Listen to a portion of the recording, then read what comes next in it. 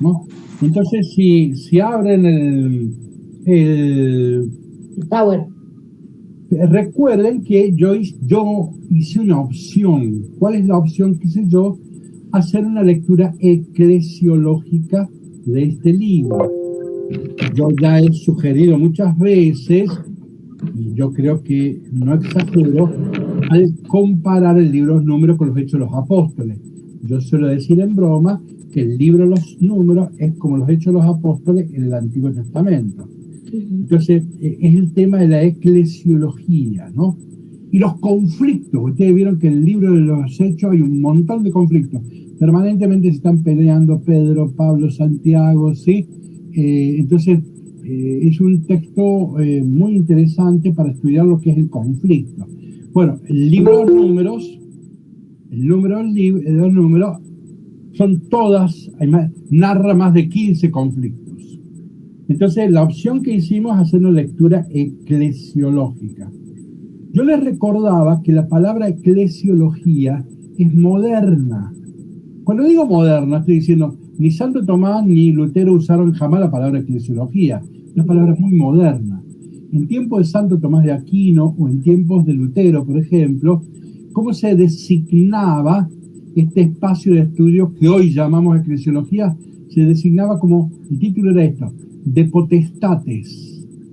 De potestates. O sea, era una reflexión sobre el poder. Esto es muy interesante, la reflexión sobre la eclesiología es una reflexión sobre el poder. ¿Quién manda acá? ¿Quién tiene el poder? ¿Lo posee legítimamente al poder? Entonces, no hay ninguna ingenuidad, no es una comunidad de ángeles, es una comunidad de personas humanas que con la gracia de Dios intenta seguir a Jesús, pero a la par de la gracia de Dios aparecen las tentaciones del poder.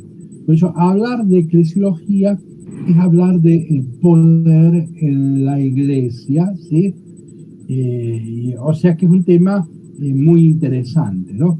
Bueno, o sea que este es uno de los libros que puede fundamentar lo que se llamaba antes, ya casi nadie habla de esto, en los años 70 hablábamos de la espiritualidad del conflicto. Perdón, padre, ¿en qué tiempo se empezó a usar la palabra eclesiología como No me lugar de acuerdo, estudio? no me acuerdo, pero es del Renacimiento para acá.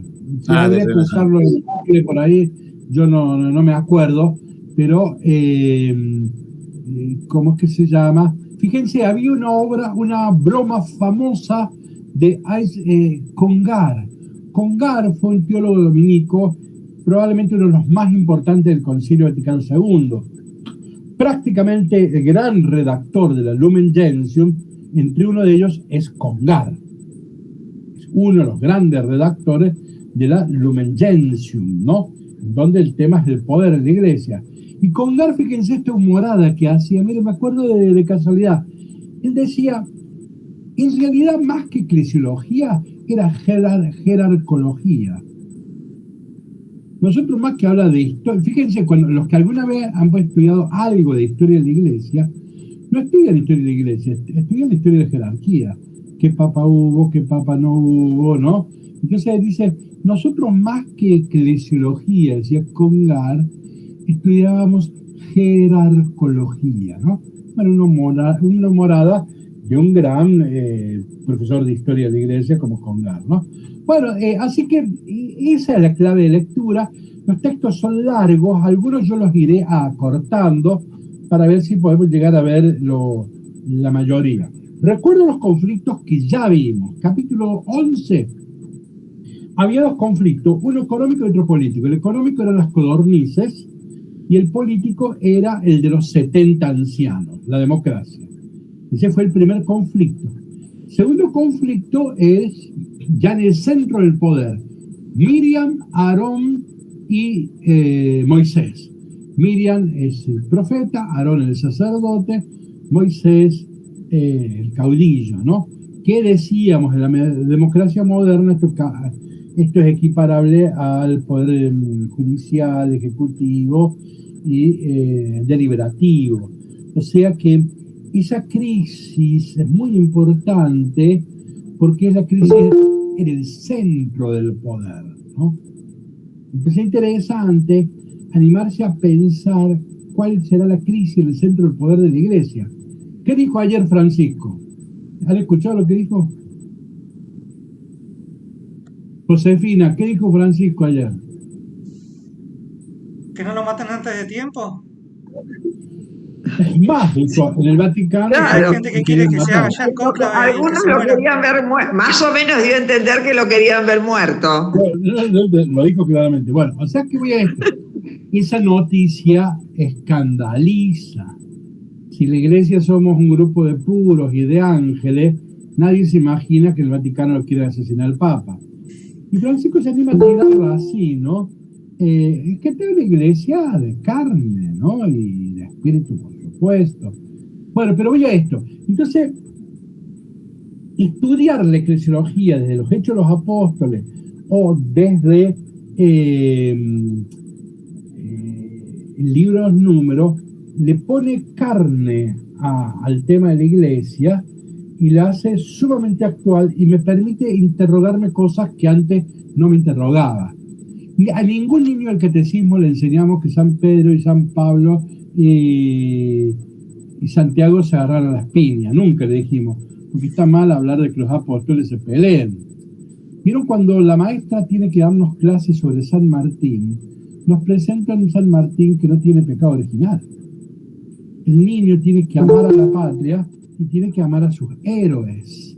Bueno, así como la maestra enseña al chico, le tiene que redondear la cabeza con la historia de San Martín, así nuestros catequistas le formatean la cabeza a los pibes de niños, presentándole que los 12 apóstoles no se pelearon jamás.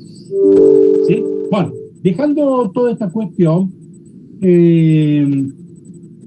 vamos a la cuestión. Entonces dijimos, primer conflicto económico, político, los codornices 70 ancianos. Segundo conflicto, en el centro del poder, Miriam, Aarón y Moisés.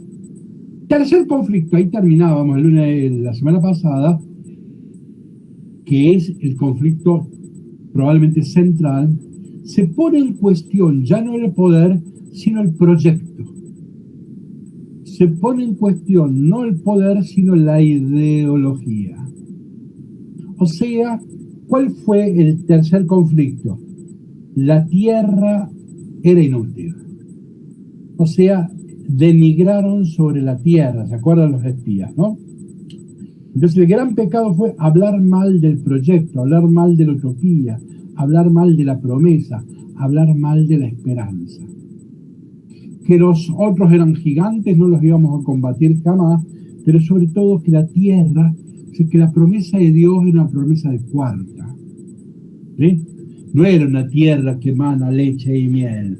A la larga era una cosa desértica. Bueno, entonces hablar contra la utopía,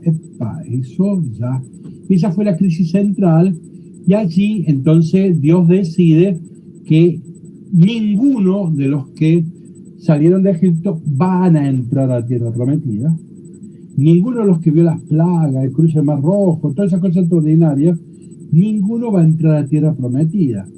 Como anduvieron 40 días para explorar a los pueblos si eran conquistables o no, entonces el castigo es que van a estar 40 años deambulando por el desierto.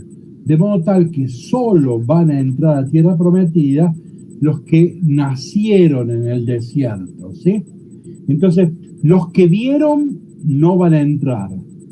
Van a entrar a la tierra los que creyeron. Entran porque creen que hubo una promesa, pero no porque vieran nada, ¿no? Entonces, el tema es profundo, es importante. Por eso es que el libro de los números está organizado en dos censos. El primer censo, los que vienen de Egipto. El segundo censo, que son los que van a entrar, que son los que nacen allí. Bien, miremos el mapita rápidamente que tenemos. Claro, padre, pasa que los que nacieron ahí en el desierto, ¿Quién habla? Mayra. Pasa que los que nacieron en el desierto no tienen la mentalidad de esclavos que tenían los demás, los que vinieron de Egipto. Entonces, no tenían dudas acerca de la promesa. Excelente idea. Y no sé si es exactamente lo que dice el texto bíblico. Me parece que el texto bíblico, el acento lo pone en lo que yo digo, es que hay que creer sin ver. Me parece que es el acento. No obstante, tu observación es muy inteligente y bueno, es una reflexión que uno puede hacer a partir del texto bíblico. Excelente. Estos no nacieron como esclavos, y entonces tenían la cabeza más abierta, ¿no? Pero excelente, muy bien. Bueno, miren el mapita de diapositiva 2. Partimos de abajo de todo, en donde estaría el monte del Sinaí o el Horeb, y fuimos subiendo por el desierto hasta llegar a Cades, el número 12. Ese fue el último conflicto que vimos la semana pasada, el conflicto de Cades. En la Biblia hay 3 grandes pecados originales: Adán y Eva, el del becerro de oro y este. Los biblistas se discuten cuál es el más importante. Probablemente este sea el verdadero pecado original de la Biblia, ¿no? Pero están más divulgados lo de Adán y Eva y lo del becerro de oro, ¿no?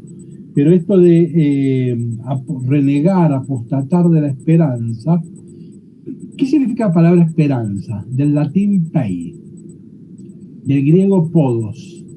¿Qué significa esperanza? ¿Fueron alguna vez a la podóloga? ¿Qué es podos en griego? Uña. Pie. Pie.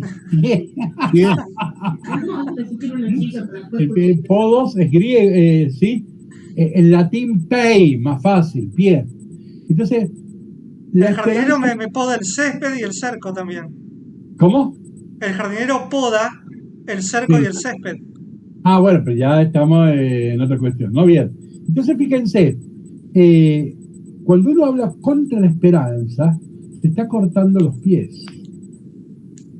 Es imposible, no hay futuro. Por eso, lo peor que hay es hablar contra la esperanza. Bueno, pero allá está el conflicto de Cades, ahí quedamos la semana pasada.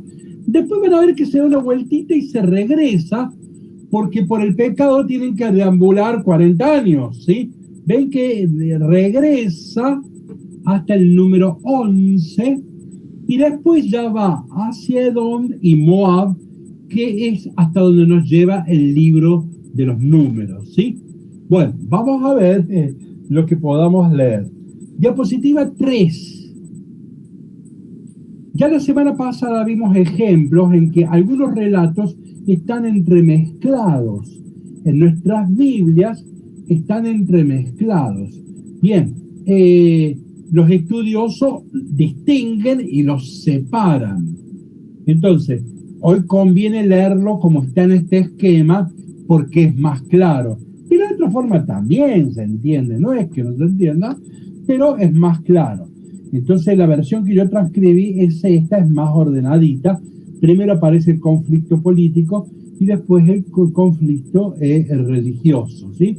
Bien, quien quiera leer, y sería bueno que el lector sea ágil, ¿sí? Para que podamos leer la mayor cantidad de textos. Arrancamos en la diapositiva 4, por favor. Leo yo, Juan Manuel. Adelante. Moisés se indignó profundamente y dijo al Señor. Moisés se indignó profundamente y dijo al Señor: no aceptes su oblación. Yo no les he quitado ni un solo asno, ni he perjudicado. ¿Cómo? La anterior. La anterior, la 4. Ni un solo asno, ni he perjudicado ninguno de ellos. Moisés Lee la diapositiva anterior. Lee la diapositiva anterior. La número 4. Ahí va. Decidieron sublevarse contra Moisés, secundados por otros 250 israelitas, todos ellos jefes de la comunidad, representantes de la asamblea y personas de renombre. Moisés mandó llamar a Datán y a Abirón, hijos de Eliab, pero ellos replicaron: no iremos. ¿No te basta con habernos sacado de la tierra que emana leche y miel? para hacernos morir en el desierto? ¿Qué todavía quieres dominarnos? El lugar al que nos has traído no es una tierra que emana leche y miel, y no nos has dado como herencia campos y viñedos. ¿O pretendes impedir que esta gente vea? No iremos. Fíjense, acá se ve que el problema es la jefatura, la conducción, el dominar, dominus, señorear, ¿no? ¿Por qué José, Moisés y Aarón tienen que ser los caudillos? ¿Por qué ustedes se han puesto por encima nuestro? O sea, acá hay claramente un cuestionamiento político, ¿sí? ¿Por qué ustedes son la liberación? El primer conflicto aquí es Ana María Inés Argüello tiene prendido el micrófono y hace un pequeño ruidito. Sí, pero no soy yo, padre. Bueno, pero hay un ruidito. Bien, adelante, pero fíjese si lo puede apagar. ¿Sí? Bien, Alfredo, gracias. Bueno, entonces fíjense, el primer conflicto acá es político. ¿Por qué ustedes se han puesto por encima de los demás? Acá Dios reacciona y les da una paliza a los que se han rebelado. Toda esa parte es larga, la voy a omitir. Vamos a diapositiva 8, continuamos, Tomás. Ahora viene el conflicto religioso. Por favor, Tomás. ¿Puedo hacer una pregunta? Sí. Me llama la atención a él que le dice, no te basta con habernos sacado de una tierra que emana leche y miel, pero no, si estaban esclavos en Egipto, ¿qué leche y miel manaba? Excelente. Yo por estar apurado no me detuve, pero ves que le puse entre preguntas. ¿Cómo? ¿Egipto era la tierra que emana leche y miel? ¿Ven que se pervirtió? ¿Sí? Ustedes nos sacaron de Egipto, que era la esclavitud, y nos han traído a la tierra prometida. Pero como ahora estamos pobres, desahuciados, ahora consideramos que Egipto es la tierra donde emana leche y miel, y ustedes lo trajeron a un lugar para morir como pobres. O sea, se pervirtió, ¿ven? O sea que el faraón es mejor que Dios, y Dios es como el faraón, ¿ven? Se ha pervertido, ¿no? Pero al fin y al cabo era como que ellos querían salir, pero cuando salieron dudaron absolutamente de todo y todo les parecía mal. Claro, entonces, a ver, ese es el caracol de la cuestión. A ver, pero pongamos la cuestión de fondo bien. Egipto es el símbolo de la seguridad. Hay casa y comida. Aunque no hay libertad. Egipto no es un imperialismo. El imperialismo es el que va a anexar pueblos. Egipto es una dictadura económica. En Egipto está muy organizada la economía, se sabe cuándo sube el agua en el Nilo y por lo tanto el Estado decide tal día se trabaja, tal día se trabaja. En Egipto sobra pan, pero falta libertad. Ese es el esquema. Ahora al revés, en el desierto sobra libertad, pero falta pan. ¿Está claro? En Egipto sobra pan, pero no hay libertad. En el desierto sobra libertad, pero no hay pan. ¿Qué es lo que necesitamos? ¿Del pan o de la seguridad? Entonces, fíjense, nosotros más que la libertad buscamos la seguridad. Este es el gran tema de Eric Fromm, ser y tener, el miedo a la libertad, ¿sí? Entonces, es un tema, un clásico del psicoanálisis, ¿no? El miedo a la libertad, ¿no? Entonces, preferimos la seguridad, no andamos buscando la verdad, buscamos la seguridad. Entonces, acá esta es la cuestión. Entonces, el desierto es libertad, pero es intemperie. Entonces empezamos a ignorar la seguridad. Entonces, se cambiaron los lugares. Egipto ahora es cautiverio, Egipto es la patria libre y el desierto es el cautiverio. Ya ve que el que nos libera, o Moisés el liberador, ahora es como el faraón que nos oprime. Bueno, esa es la perversión, ¿no?, de la fe. Este es el conflicto, ¿no? Pero lo que señalaba muy bien Antonio, fíjense cómo ha cambiado el relato. Entonces, ya la tierra que emana leche y miel no es la tierra prometida, sino que es el Egipto. Es terrible la confusión, ¿no? Bien, saltemos al otro conflicto. Por favor, Tomás, que ya leíste un poco más. Diapositiva 8, por favor. Coré, hijo de Izar, hijo de Keab, hijo de Leví, junto con Datán y Abirón, hijos de Eliab y On, hijo de Pelet. Estos últimos eran descendientes de Rubén. Se amotinaron contra Moisés y Aarón y les dijeron: ustedes se han excedido en sus atribuciones. Toda la comunidad es sagrada y el Señor está en medio de ella. ¿Por qué entonces ustedes se ponen por encima de la asamblea del Señor? ¿No? Fíjense, si todos somos pueblo de Dios, ¿por qué ustedes están por encima? Acá está la Lumen Gentium, número 2, ¿no? Acá está Lutero, que cuestionaba a la católica. Esta división de el sacerdocio ministerial con el sacerdocio común de los fieles. Entonces, dice, ¿por qué ustedes se ponen encima? Si toda la asamblea es sagrada. Las mujeres son sacerdotes. La discusión no es si pueden o no ser sacerdotes. La mujer, si es bautizada, es sacerdote, profeta de Israel. Bueno, este es el tema. Es el pueblo de Dios anterior a los ministerios. Hablamos la semana pasada del paso del Concilio Vaticano I al Concilio II, ¿no?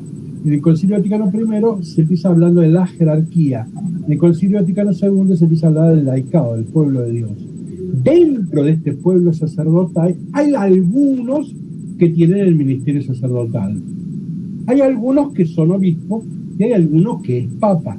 Pero es al revés del esquema. Y el sacerdote es un ministro. ¿Qué significa ministro? Servicio, servidor. El que sirve. Esclavo, ¿no? El ministro en griego es diaconoi. Entonces es un esclavo. El ministro sirve a la asamblea, que es el soberano. Si estamos en una reunión y viene el ministro de Educación y nos ponemos de pie, pero al revés. Cuando empieza la misa, pongámonos de pie, que dentro del sacerdote, al revés. El soberano es la asamblea. El sacerdote es un ministro, es un servidor. O sea que el sacerdocio ministerial está ordenado y subordinado al sacerdocio común de los fieles. Entonces, esto es la Lumen Gentium, número 2. Pero ahora miren qué interesante cómo se plantea esta discusión 3000 años atrás, ¿no? ¿Cómo es que hay sacerdotes, obispos, si toda la asamblea es sagrada? Bueno, acá hay una cuestión que generó mucho conflicto, ¿no? De hecho, dijimos que esta eclesiología se llamaba de potestates. ¿Cuáles son los roles del poder? La discusión del poder, ¿no? Y hay que hacerse cargo que la discusión del poder es una discusión importante, ¿no? ¿Por qué la mujer no puede decidir? ¿Por qué no puede convocar un concilio? ¿Por qué no puede ser papa? Si toda la asamblea es sagrada. Hay un conflicto, yo no digo que lo resolvamos, pero ciertamente quien lee este libro dice, mira las preguntas que nos tira el libro. Pareciera escrito en el siglo XXI. ¿No? Omito que bueno, ahí al final Dios toma partido por los sacerdotes y a los que se rebelan les da una paliza. Yo una vez le comentaba a uno de ustedes, el libro de los números es muy bueno por los problemas que plantea, no por las soluciones. Al final Dios no permite ninguna rebelión. Es un lindo libro por los problemas que plantea, no por las soluciones. No hay soluciones, ¿sí? Entonces, en eso no hay que ilusionarse. Y yo omito, Dios a todos los que se rebelan contra Moisés y Aarón, les corta la cabeza, ¿sí? Pero sí es bueno captar el problema. Se discute el poder político, se discute el poder religioso, ¿no? Entonces, bueno, son discusiones que hoy son muy, muy actuales, ¿no? Entonces voy a omitir mucho, voy a saltar mucho, Y vamos a la diapositiva 24. Omití otro conflicto que es muy parecido, también un conflicto religioso. Y como es parecido, lo omití, pero está ahí el texto, ¿sí? Vamos a la diapositiva 24. Quien quiera leer, por favor. Leo yo, padre. Muerte de Miriam. En el primer mes, toda la comunidad de los israelitas llegó al desierto de Sin, y el pueblo se estableció en Cades. Allí murió y fue enterrada Miriam. Y no dice nada más. Qué pena que sobre esta mujer no se diga nada más. O sea, se informa que murió, vieron, pero así, una cosa, ¿cómo se llaman los obituarios de la voz del interior, viste? Una cosa tan pobre. Nosotros sabemos de Miriam, recordemos lo fundamental. ¿Quién es Miriam? La hermana de Moisés. ¿Cómo? La hermana de Moisés. Hermana mayor. Sí. Es la que la llevó a la orilla del Nilo y la puso en la Claro. y lo O sea, pechó. toda esa estratagema que nosotros la hemos estudiado, ahí estuvo ella. O sea que, cuidado, no era una mocosita, ¿sí? Hablar con la princesa, mirá, te busco una madre de los hebreos. Toda esa estratagema lo hizo esta mujer. ¿Qué más recordamos de Miriam? Una de las cosas más importantes de Miriam. Que canta, que hace una danza cuando están libres, cuando se han terminado el faraón. Éxodo 15, el famoso cántico. El canto lo hace Miriam, y como bien dice Josefina, con una danza y con tamboriles en acto litúrgico. O sea que ahí aparece como profeta y como animadora litúrgica. Esa es una de las cosas más famosas que tiene Miriam. Por eso, en la democracia moderna, ella aparece con el rol de la profecía, ¿no? Entonces, ella aparece con el rol de la profecía.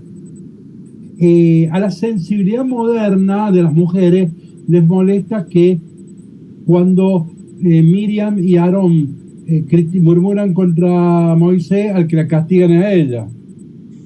Y ahora molesta que se narre tan a la pasada la muerte de esta mujer. Eso lamentablemente es así.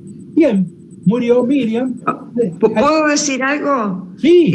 Pero por lo menos la nombran, o sea que debe haber sido muy notable la memoria como para que la hayan nombrado que murió, ¿no? Sí. No, eso no cabe nada, no cabe duda.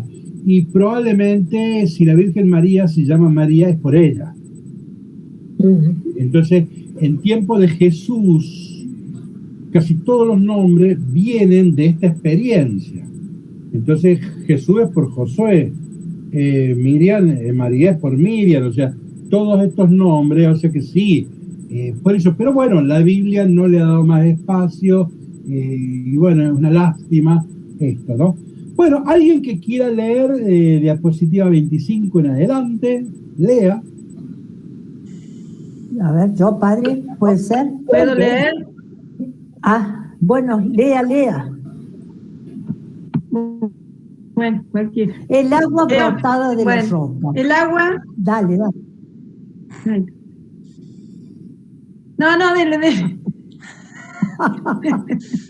Bueno, el agua brotada de la roca. ¿Se escucha bien? Bueno. Como la comunidad no tenía agua, se produjo un amotinamiento contra Moisés y Aarón. El pueblo promovió una querella contra Moisés diciendo: ojalá hubiéramos muerto cuando murieron nuestros hermanos delante del Señor. ¿Por qué trajeron a este desierto a la asamblea del Señor, que muriéramos aquí nosotros y nuestro ganado? ¿Por qué nos hicieron salir de Egipto para traernos a este lugar miserable, donde no hay sembrados, ni higueras, ni viñas, ni ganados, debe ser? Granados. ¿Y donde hay agua para beber? Moisés y Aarón, apartándose de la asamblea, Fueron a la entrada de la carpa del encuentro y cayeron con el rostro en tierra. Entonces se les apareció la gloria del Señor, y el Señor dijo a Moisés, tu hermano Aarón, después, a la vista de todos, manden a la roca que te dé sus aguas. Así harás para ellos agua de la roca y darás de beber a la comunidad y a su ganado. Moisés tomó el bastón que estaba delante del Señor, como él se lo había mandado. Luego Moisés y Aarón reunieron a la asamblea frente a la roca, y Moisés les dijo, escuchen, rebeldes, ¿podemos hacer que brote agua de esta roca para ustedes? Y alzando su mano, golpeó la roca 2 veces con el bastón. El agua brotó abundantemente y bebieron la comunidad y el ganado.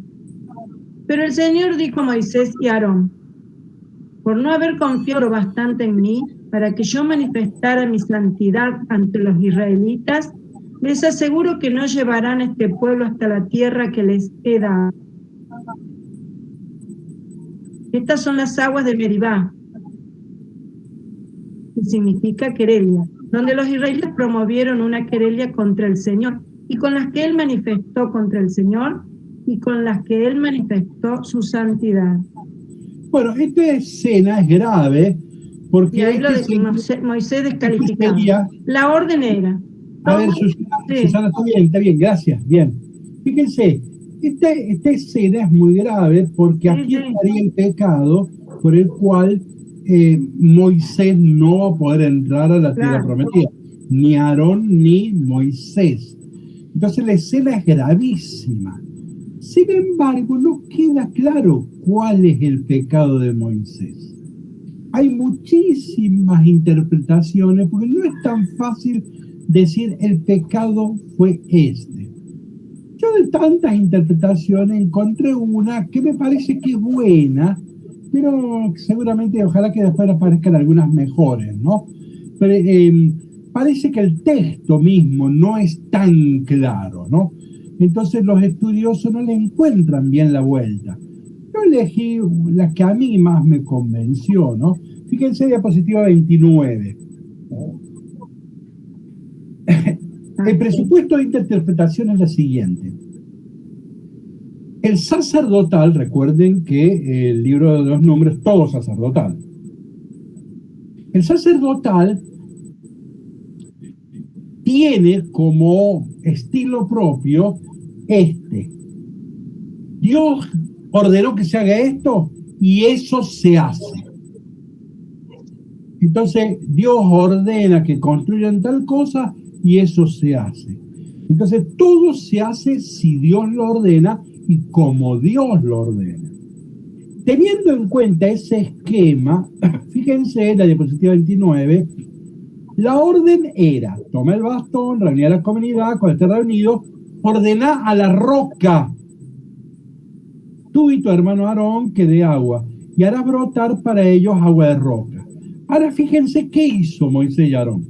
Convocó Moisés a la comunidad delante de la roca y les dijo, oigan rebelde, no le habla a la roca, le habla al pueblo. ¿Podremos nosotros hacer brotar agua de esta roca? Eso se lo inventó Moisés. Ahí se ponen en el centro. Entonces Moisés alzó el brazo y golpeó 2 veces la roca con el bastón. Al final en rojo puse la conclusión. Entonces, ¿cuál habría sido el pecado de Moisés? En vez de hablar a la roca, que eso supone fe, Moisés se puso a hablar al pueblo y después golpea la roca. Esta es una interpretación, no es del todo feliz, pero insisto, pareciera que el mismo libro Números no le ha encontrado la vuelta, pero bueno, es una interpretación. Lo que nos queda más sencillamente es que Moisés y Aarón tenían que pecar para no entrar a la tierra, ¿sí? Entonces los hace pecar, y este es el pecado de Moisés para que no entre la tierra. Sí, por eso padre Dios le dice a Moisés que por eso no confiaron en él, que le dijo que abre la roca y no la golpee. Bueno, como yo lo interpreté así también, como que en vez de hablar lo volvió. Está bien. Yo insisto que esto permite muchísimas interpretaciones y no discutamos. Lo importante es que acá la Biblia explica por qué Moisés no entra a la tierra prometida. Y no entra a la tierra prometida no solo porque es parte del pueblo, sino que él cometió un pecado. Cuando leamos el libro de los Números, hace otra teoría. El número dice que Moisés entra a la tierra no porque pecó, sino en solidaridad con el pueblo pecador. Ven que el libro del Deuteronomio hace otra interpretación, no me quería adelantar, pero esta es la interpretación de los Números. Pero el libro de los Números no es que Moisés no entra a tierra porque forma parte de un pueblo pecador. Él personalmente y sus hermanos han pecado, ¿sí? Y bueno, sería este. Diapositiva 31, el conflicto entre Israel y Edom. No lo voy a leer, miren, saltemos. Vamos a la diapositiva 36. ¿Ven un mapa? ¿Ven dónde está el monte Or? ¿Lo ven? Al lado del Negev, los kenitas. Bueno, el pueblo de Dios, para ir a la tierra prometida, tiene que cruzar por Edom y tiene que cruzar por Moab. Y entonces, y ahí va a entrar a la altura de Jericó, va a entrar allí. Entonces le quedan dos pueblos difíciles y guerreros. Uno son los edomitas, los de Edom, y otros son los moabitas. Estos son los dos conflictos que le quedan. Ahora Moisés quiere evitar el conflicto. Esto no lo voy a leer, se los voy a contar yo. Entonces habla al rey de los edomitas y le dicen, miren dónde está el monte Or. Miren, yo voy a ir bordeando Edom, pero casi que no voy a entrar. No voy a atravesar ningún río, no voy a atravesar ningún campo de ustedes, ni pastos, nada. Y si tomar algo de agua, yo se los voy a pagar. Sin embargo, Edom no les deja permitir. O sea, realmente Moisés se presentó humilde. Dice, realmente no les voy a hacer ningún gasto. Perdón, dejé la puerta abierta y escucho ruido acá. Entonces, y esto fue un fracaso diplomático de Moisés, no logró, y realmente él pedía lo mínimo. Y los edomitas no le dejaron pasar. Ahora vuelvan a la diapositiva 34. Yo he resumido esta historia, y esta historia en el versículo 21 dice así: y Edom impidió que los israelitas pasaran por su territorio. Ellos dieron un rodeo. Yo ahí puse para recordarle a los que estudiaron el libro de Génesis 19:30. ¿Qué dice la Biblia ahí? No la busquen en la Biblia. De memoria, ¿qué dice Génesis 19:30? No, miren, ahí veo que Mari está espiando Google. Yo lo estoy viendo acá. Bueno, no hace falta que se acuerden, es una morada. Pero acá hay un relato importante. Lot y sus dos hijas. Como no había hombres en el país, las hijas de Lot emborrachan al papá una noche una, otra noche otra, y se acuestan con el papá para tener hijos. Y dicen, el primero de los hijos que nació, de fruto del papá y la hija, ese se llama Edom, el padre de todos los edomitas. Y el hijo de la otra, que se acostó por la otra noche con el papá, y dice, este es Moab, el padre de los actuales moabitas. O sea, aquel texto lo estudiamos nosotros, no puedo repetirle, ¿no? Es un chiste político que los catequistas de Israel le enseñaban a los chicos para decir, miren, todos son pueblos vecinos, todos los edomitas son todos degenerados, ¿no? Entonces, cuando yo éramos chicos nos enseñaban chistes contra los chilenos, nosotros, bueno, estos todos los pueblos lo han hecho siempre, ¿no? Entonces, aquello de Lot y las dos chicas, dijimos, un chiste político ¿por qué? Porque Israel no se va a olvidar jamás que los edomitas y los moabitas no les dejaron pasar en tiempo que van huyendo por el desierto.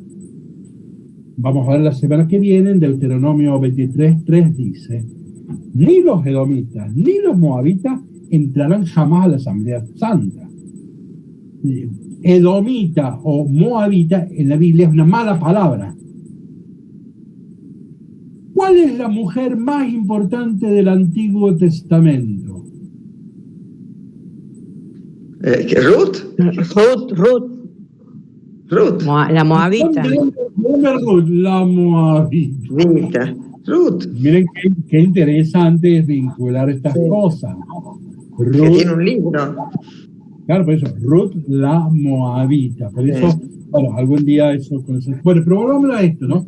Entonces, bueno, al final Moisés tiene que ir ladeando, ¿sí? Dando lástima, y bueno, y va hacia a donde debe ir. Entonces, ese relato también lo omití. Y ahora alguien que quiera retomar la lectura con la diapositiva 35, por favor.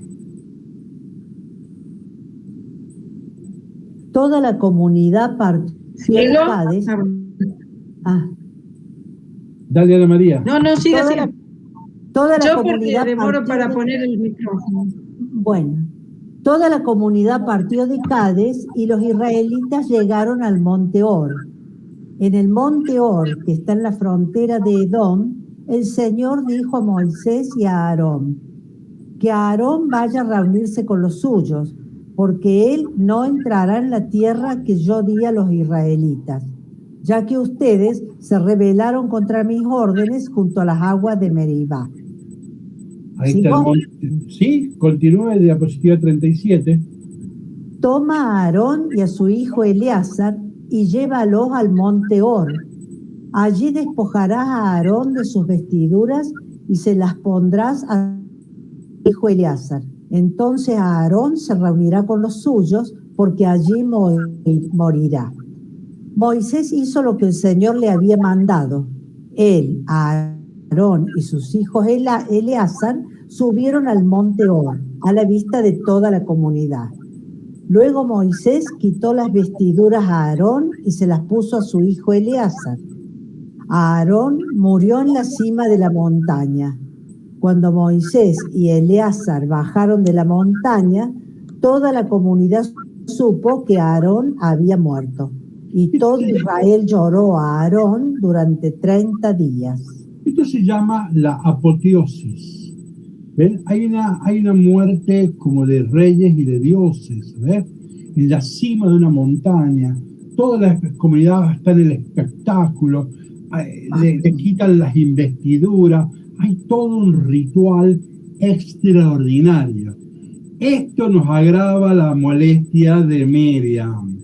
Cuán pobre se describió la muerte de Miriam y cuán excelentemente se describe la muerte del padre del sacerdocio, que es Aarón.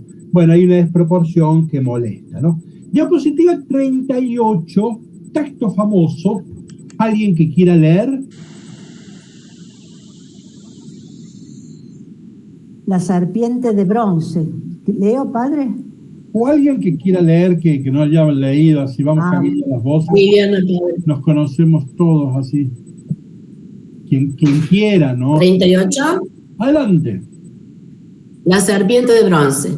Los israelitas partieron del monte Or por el camino del Mar Rojo para bordear el territorio de Edom. Pero en el camino el pueblo perdió la paciencia y comenzó a hablar contra Dios y contra Moisés. ¿Por qué nos hicieron salir de Egipto para hacernos morir en el desierto? Aquí no hay pan ni agua y ya estamos hartos de esta comida miserable. Entonces el Señor envió contra el pueblo unas serpientes abrasadoras que mordieron a la gente y así murieron muchos israelitas. El pueblo acudió a Moisés y le dijo: hemos pecado hablando contra el Señor y contra ti. Intercede delante del Señor para que aleje de nosotros esas serpientes. Moisés intercedió por el pueblo. Seguí la diapositiva 41. Y el Señor le dijo: Fabrica una serpiente abrasadora y colócala sobre un asta. Y todo el que haya sido mordido, al mirarla, quedará curado. Moisés hizo una serpiente de bronce y la puso sobre un asta. Y cuando alguien era mordido por una serpiente, miraba hacia la serpiente de bronce y quedaba curado. Bien, vamos a la diapositiva 39. Ahí tenemos Esculapio, que es el padre de la salud, de la medicina, de la mitología greco-latina, ¿sí? Que tiene en una vara, ven, como la que hizo Moisés, una serpiente. Este es el padre de la salud. Miren, diapositiva 40. Este es el símbolo de los farmacéuticos, ¿no? Que del veneno para curar a alguien que ha sido picado por una víbora, se tiene que curar con el mismo veneno de la víbora, ¿no? Por eso ahí queda el símbolo. Entonces el símbolo es que el que te da la muerte te da la vida, ¿no? Entonces eso es el símbolo. Moisés, cuando levanta la serpiente, a ellos las habían picado la serpiente, sin embargo va a ser la serpiente el que las libera, ¿no? Esto en la mitología antigua es un símbolo que cierra perfectamente, ¿no? Bien, ahora es interesante cómo este texto se fue repensando. Miren diapositiva 43. Acá estamos en el segundo libro de Reyes, en tiempo del rey Ezequías. En la Biblia hay dos reyes piadosos, Ezequías y Josías. Y Ezequías un día entra al templo y ve que en el templo de Israel estaba lleno de imágenes, ¿sí? Brujerías, macumba, estaba Gilda, que el Gauchito Gil, Santa Rita, estaba todo eso, ¿no? Aunque allá en el Sinaí Moisés ha dicho que no hagan imagen, estaba lleno de imágenes. Entonces entró y, como era piadoso, dijo, vamos a limpiar el templo. Y dice, hizo desaparecer los lugares altos, rompió las piedras conmemorativas, taló el poste sagrado e hizo pedazos la serpiente de bronce que había hecho Moisés. Porque hasta esos días los israelitas le quemaban incienso y se la llamaban Nehustán. O sea, convirtieron aquel signo de liberación en un signo de alienación. Eso se llama la idolatría, ¿no? Entonces fíjense cómo este símbolo continuó hasta el tiempo de los reyes, pero cómo se pervirtió el sentido. Entonces, muy interesante, si uno sigue leyendo, vamos a la diapositiva 44, es interesante la relectura que hace el libro de la sabiduría. El libro de la sabiduría es un librazo para que alguna vez lo estudiemos, uno de los mejores libros que tiene la Biblia. Algunos dicen que se escribió 50 años antes de Jesús, otros dicen que se escribió 50 años después de Jesús. O sea, acá hay una reflexión muy elaborada. Bueno, escrita con gente de formación griega, ¿sí? Y en donde el libro de la sabiduría, Dios no castiga porque usted hizo algo malo, sino en un marco pedagógico, para que usted no haga más macanas. Entonces lo voy a leer yo, dice así. A manera de advertencia fueron atribulados por poco tiempo, teniendo ya una prenda de salvación para que recordaran el mandamiento de tu ley. En efecto, aquel que se volvía hacia ella era salvado, no por lo que contemplaba, sino por ti, el Salvador de todos. Excelente, ¿no? No es algo, sino que es alguien. No era un objeto. ¿Qué es la idolatría? Cuando el medio se convierte en un fin. El medio se convierte en un fin. Eso es la idolatría. Entonces, no, la estampita tenía que llevarme a otro lado. Si la cosa se agota la estampita, eso es idolatría. Entonces, aquel que se volvía hacia ella era salvado, no por lo que contemplaba, no por el objeto, sino por ti. Hay una persona, Salvador de todo. Continúa. Así demostraste a nuestros enemigos que eres tú el que libra de todo mal, Ellos murieron por la picadura de las langostas y moscas y no se podía encontrar un remedio para sus vidas, porque merecían ser castigados por esos animales, por las plagas de Egipto. Pero contra tus hijos ni siquiera pudieron los dientes de las serpientes venenosas, porque tu misericordia vino a ese encuentro y los sanó. Sigo, para que se acordaran de tus palabras. Eran aguijoneados y se curaban rápidamente, no sea que cayeran en un profundo olvido, y así quedaran excluidos de tu acción bienhechora. Y no los sanaron las hierbas, ni los ungüentos, sino tu palabra, Señor, que todo lo cura. Ven qué interesante, ¿no? Para una catequesis sobre los sacramentos, para liberarle de la connotación mágica, a veces nuestra forma de celebrar los sacramentos parece ritos mágicos, ¿no? Bueno, acá es muy una cosa. Bueno, ven la relectura que se hizo de allá. Al final, la relectura del Nuevo Testamento, vamos a la diapositiva 47, la hace el Evangelio de Juan. Esto es muy conocido en el capítulo 3, cuando está el diálogo de Jesús con Nicodemo, y Jesús le dice así: de la misma manera que Moisés levantó en alto a la serpiente en el desierto, también es necesario que el Hijo del Hombre sea levantado en la cruz, en alto, para que todos los que creen en él, ven que allá eran para los que vean, acá todos los que creen en él, es la cristología, no es algo, tengan vida eterna. Esta fórmula interesante para los que estudian en el Nuevo Testamento. La gran característica de los sinópticos es que los evangelios sinópticos traen 3 anuncios de la pasión. Lo que a veces no insistimos es que Juan hace lo mismo. Tiene 3 anuncios de la pasión y nos dice, así como acabamos de leer, está en el 3.14, 8.22 y 12.32. O sea, así como en los sinópticos están los 3 anuncios de la pasión, Juan, de otro modo, dice lo mismo, nada más que con el relato de Moisés, ¿no? Bueno, ven, es interesante la relectura, algún texto que originalmente fue un texto mágico, mirar una serpiente, gracias al libro de sabiduría, y por supuesto el Evangelio de Juan, se puede hacer una lectura más personalista. No es una cuestión de las cosas, no es cosificante, no es yo y aquello, sino yo tú. Bueno, viene, se nos va el tiempo, por eso voy a correr, viene un relato largo, el relato de Balaam, que es capítulo 22 y 24. Miren, ustedes síganme, yo no lo vamos a leer, es larguísimo, entonces yo voy a señalarles palabritas. De la diapositiva 50, bueno, ¿de qué trata? Estamos los moabitas. Viene el pueblo de Dios, tiene fama de que es imbatible. Entonces Balac, que es el rey de los moabitas, convoca a un mago para que los maldiga. Ese es el tema. Entonces, miren diapositiva 50, versículo 5, les subrayé que al mago lo fueron a buscar en el Éufrates. O sea, son los magos de Oriente. Lo han ido a buscar allá en los persas. Seguimos leyendo. Seguimos pasando de diapositiva. Miren la diapositiva 53, versículo 22.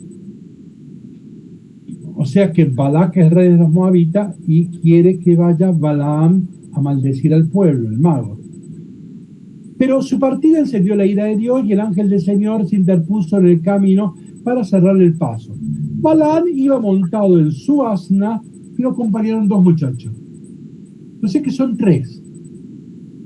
Son 3 sabios que vienen de Oriente, ¿no? Bueno, seguimos avanzando. Y bueno, hasta que al final Balac lo conchaba, le paga, le dice: yo quiero que vos maldigas a Israel.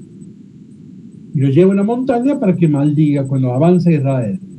Cuando Balaam lanza una maldición, la maldición Dios la convierte inmediatamente en bendición. Entonces Balac dice: ¿qué me has hecho? Yo te pagué para... Bueno, prueban por segunda vez. Balaam lanza la maldición, pero Dios la trueca en bendición.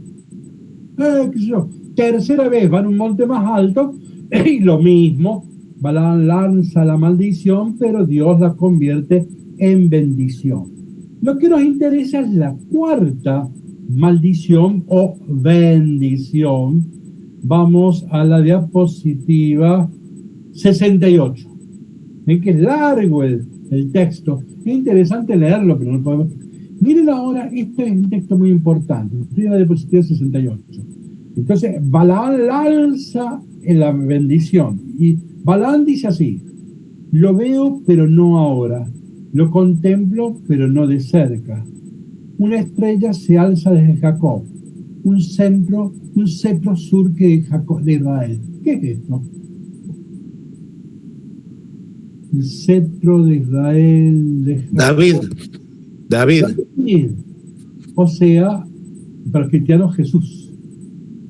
Entonces, este es un texto que el judaísmo leyó mesiánicamente. O sea, el judaísmo hizo una interpretación mesiánica de este texto. Entonces, nosotros llamaríamos que este es un texto un cuento largo. No, los judíos hicieron interpretación mesiánica. Tanto es así que casi 100 años después que muere Jesús hubo muchas rebeliones. Y una de las rebeliones mesiánicas, un líder de estas rebeliones mesiánicas, se hacía llamar Estrella, porque estaba inspirado en este texto. Porque se había profetizado que cuando llegara la estrella venía la liberación y la salvación de Israel. ¿Está claro? Bueno, vamos a la diapositiva. Miren otra cosa. Diapositiva 60. Miren el último versículo. Entonces Balaam emprendió el camino, regresó a su patria. Y volvió a su patria. No se quedó ahí. Ahora vamos a la 70. Miren este esquema. Este es un invento de Mateo. Los famosos 3 reyes magos. Que no eran 3 ni reyes ni magos. No interesa ahora, no me detengo. Pero fíjense, Herodes era idumeo, está al lado de Moab. Balac era el rey, el moabita. Los magos de Herodes vienen de Oriente, el del niño Jesús. Los magos de Balac vienen de Oriente. Y ambos son guiados por estrellas. Entonces fíjense lo que ha hecho Mateo, este se llama un Midrash. Ha reelaborado un relato para hacer una reinterpretación, una actualización del texto de Balac y Balaam. Esto es creación de Mateo, esto no está en Lucas, en Marcos ni en Juan. Esto es una elaboración creativa de Mateo, ¿no? Entonces, vamos a la otra diapositiva. El tema es este. Hay que eliminar al niño, Herodes, hay que eliminar a Israel, Balac. ¿Estamos? Ahora fíjense, la buena noticia, la profecía nos viene de afuera, de Oriente. Miren, esto es una cosa muy importante. Las mayores profecías de nuestro siglo no salen de dentro de la iglesia, vienen de afuera. La liberación de los esclavos fue un reclamo desde fuera de la iglesia. La reivindicación feminista fue un reclamo que viene desde afuera. O sea, las palabras más hondas de Dios en la historia muchas veces vinieron de afuera de la iglesia y no de dentro de la iglesia. Entonces acá son los pastores que vienen de Oriente, no siguiendo la Biblia, sino leyendo la ciencia, los astros, ¿sí?, los signos de los tiempos. Esos son los que van a encontrarse con el Mesías, ¿no? El texto es relato. Y no se quedaron, dicen los pastores, sino que se volvieron a su casa, ¿no? Entonces, bueno, el texto es brillante lo que hizo Mateo.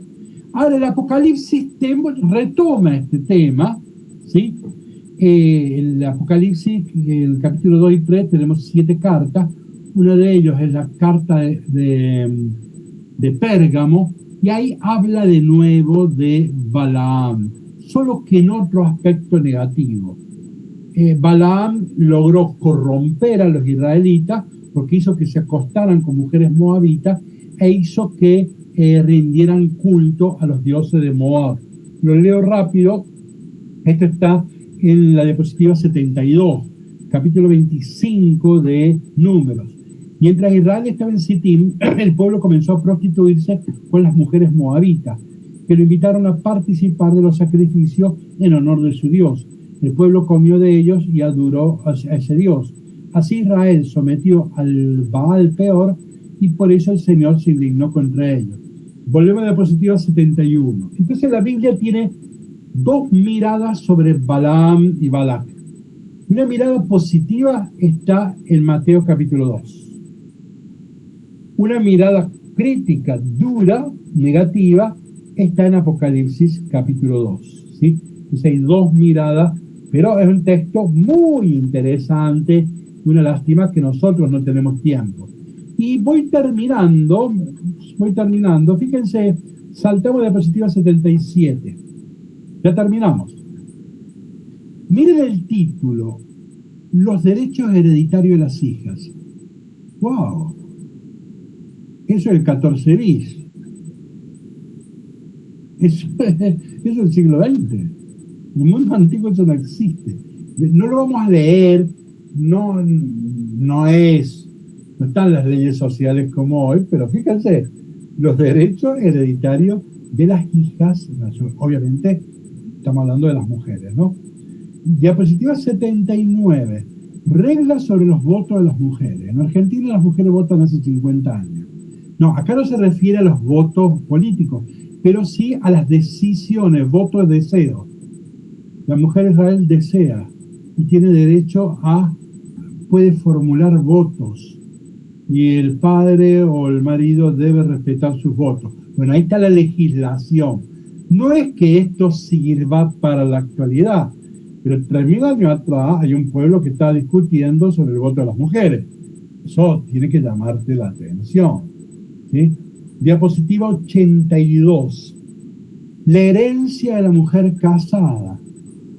Ustedes saben la ley del levirato, no me detengo, pero en Israel había una ley que era esta. Si a una mujer israelita se le moría el marido, que era israelita, tenía que tener un hijo con un israelita, para que la herencia no se la llevara a otra tribu, ¿me expreso? Entonces todo quedaba en casa. Entonces esa es la ley del levirato. Ahora hay un momento que Israel dice, ¿cómo? ¿Y la mujer no tiene derecho a heredar también? Y acá surge una cosa revolucionaria en la historia de Israel. Ninguna de estas leyes son hoy actuales y son inútiles, pero sí son mojones, son símbolos que ya Israel tenía 3.000 años ya. O sea, acá vemos que hay el tema de la política, el tema de la cuestión de género, todas estas cuestiones que hoy aparecen estaban en este libro. Entonces es un buen libro para reflexionar sobre la eclesiología, que lamentablemente es jerarcología. Cuando la gente pregunta qué es la iglesia, y la gente responde es el párroco o es la monja. Cuando un periodista pregunta ¿qué dice la iglesia sobre? El presupuesto es qué dice el obispo, no qué dice la iglesia, qué dice la gente. Bueno, entonces nosotros más que una eclesiología tenemos una jerarcología y hemos perdido lo que se llama la espiritualidad del conflicto. Entonces hemos vivido, lo digo en sentido no agresivo, hemos vivido en comunidades de dictaduras nosotros, en donde hay alguien que lo sabe todo y lo decide absolutamente todo, y en donde cuestionar ese tipo de autoridad puede ser un problemón, ¿no? Entonces predomina el poder más que la razón, ¿no? La novela del nombre de la rosa es esa, ¿no? En la iglesia ha predominado más el poder que la sensatez, ¿no? Entonces, creo que un libro tiene muchísima actualidad, que sería muy útil que un consejo pastoral parroquial lo tomara como un libro de lectura y meditación para comenzar sus reuniones. Y bueno, esto puede generar mucho diálogo, mucha discusión. Este libro, ya lo dije, no entrega respuestas, pero sí entrega preguntas. Es cierto, no entrega respuestas, pero ciertamente es un libro que entrega muy buenas preguntas y me anima a a discutir y realmente a preguntar por qué el Papa es el Papa, por qué el obispo es el obispo, por qué el párroco es el párroco, por qué. Entonces, en ese sentido, este es un libro que despierta la crítica, y bueno, y en eso puede ser muy saludable. Bueno, entonces, antes de despedirnos, me voy a quedar todavía con un minuto más. Quiero contar una anécdota de Pablo Richard, porque tiene que ver mucho con esto. Pero bueno, recuerden que la semana que viene no vamos a tener clase, porque yo me voy a tomar esa semana para estudiar. Entonces, el martes que viene no tenemos clase, sino el otro, y ahí empezaremos con el Deuteronomio, que es el último libro que nos propusimos este año. Bien, sobre lo que hemos hablado sobre el libro de los números, estos 4 encuentros, ¿alguien quiere hacer una reflexión, una sugerencia, un planteo, una observación que quiera compartir?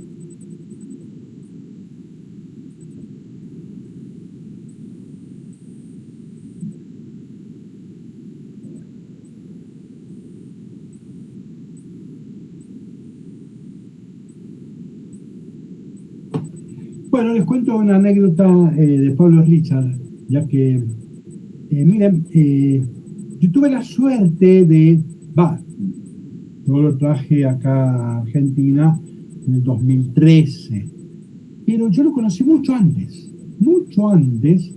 no me acuerdo la fecha, pero en el 95, ahora me acuerdo. 95, y sé por qué es 95, porque en el 96 eran los 20 años del asesinato, los 10 años, algo así, o 20 de Angelelli, entonces ese año no hicimos la actividad esta. Bueno, en el 95 se hacían unas jornadas de teología en el sindicato Luz y Fuerza. Él vino toda una semana, yo no lo conocía, era mucho más joven, brillante, a mí me deslumbró. Pero de todas las cosas hubo una anécdota, alguna cosa que me quedó para siempre, ¿no? Y él cuenta esto allí. Dice que él cuenta que en un pueblo de América Latina, no sé dónde, un pueblo, hay un obispo que prácticamente no tiene sacerdotes. Entonces toda la pastoral de la diócesis la llevan adelante unos hombres, ¿sí? Que son como bautizadores, catequistas, animadores de comunidad, algo así. La cuestión es que este cura, el obispo, muy consciente de que ellos son los verdaderos protagonistas de la diócesis, le dedica mucho tiempo. Entonces, muy seguido les da largas charlas. El domingo, toda la tarde, el tipo les habla horas y horas. Y estos hombres lo quieren mucho a él, porque se dan cuenta del tiempo que él les dedica, ¿no? Bueno, un día va Pablo y observa lo que ahora él me cuenta. Está observando Pablo. ¿Y qué ve Pablo? Que el obispo está enseñando. Está enseñando, ¿no? Y de repente alguien en el fondo levanta la mano y dice: pero padre obispo, Pablo dice esto, Mateo dice esto, Marcos dice esto. Entonces miren qué observa Pablo Richard. Él toma distancia, está mirando y él observa. Hay alguien que está hablando con autoridad, eso es un obispo, por eso enseña. Ahora hay alguien que puede hablar con la misma autoridad, no porque tenga ninguna investidura, sino por la palabra de Dios. Lo que tiene el laico es a Pablo, a Marcos y a Mateo. Entonces ha equilibrado acá hay un diálogo y está empoderado el laico y puede entablar un diálogo de iguales con un obispo, no porque tenga ninguna jerarquía encima, sino por la palabra de Dios. Entonces la palabra de Dios puede empoderar al pueblo de Dios. Y pueden discutir de igual a igual un obispo con un laico, porque el laico puede decir: no, mirá, San Pablo dice esto. Y ahí entonces, ven, ahí se empodera. Allí tiene sentido el lema más antiguo de la pastoral bíblica latinoamericana, que es de los años 50, y es de Carlos Mester, que decía así: devolver la Biblia al pueblo. Cuando usted le devuelve la Biblia al pueblo, le está devolviendo la palabra, lo está empoderando. Poner en el centro la Biblia reformula las relaciones de poder. Cuando ustedes vieron el domingo, fueron a misa, si no fueron, no lo digan, ¿no? Mientras, ¿qué hizo Jesús? Puso en el centro un niño, Dice, ¿qué está en el centro? ¿No? Entonces, pero volviendo a la cuestión bíblica, si en el centro está la palabra de Dios, relativiza los otros poderes y los hace funcionar. Me parece una idea brillante que yo le escuché en el año 95 a Pablo Richard, y bueno, les cuento la última anécdota, es para que se rían. Cuando lo vuelvo por segunda vez, cuando lo traemos en el 2013, ya era un hombre mayor y el que estaba enfermo, inclusive acá en Córdoba tuvo un problemita, ¿no? Yo me acuerdo que él llega, yo lo voy a esperar al aeropuerto y me dice, yo vengo pero sin el permiso del médico, y yo me escapé. Un hombre mayor, qué sé yo, tenía problemas, y de hecho tuvimos un problema, ¿no? Bueno, o sea que el hombre, bueno, cuando el tipo se entusiasmaba y empezaba a hablar, parecía un pibe, pero por ahí no. Entonces yo cuento en la misa esta escena adelante de Pablo, y cuando termina la misa y vamos a la sacristía, me mira serio Pablo y me dice, pero tú te lo has inventado todo, me dice. Que yo me había inventado la escena. Bueno, tuve que reconstruir, me llevó como media hora decir, a ver, pero Pablo, ¿no te acuerdas tal cosa, tal? Tuve que hacer un esfuerzo de reconstrucción. Él se había olvidado. Se había olvidado que eso lo había contado él. Yo no era el único. Lo sabían muchísimos, ¿no? Pero me quedó grabada la expresión, dice, tú te lo has inventado todo. Yo ahora diría con cariño, este hombre merecía que uno invente este tipo de historias. Si no fueron reales, merecen ser inventadas, porque realmente este hombre generaba eso. Bueno, que tengamos una buena semana. El martes que viene nos encontramos, sí, en la otra, ya con el libro de los números. Bueno, que tengamos una semana, Bueno. Chao, gracias, padre. Padre, muchas gracias. Buenas noches a todos. Chao, padre. Buenas noches.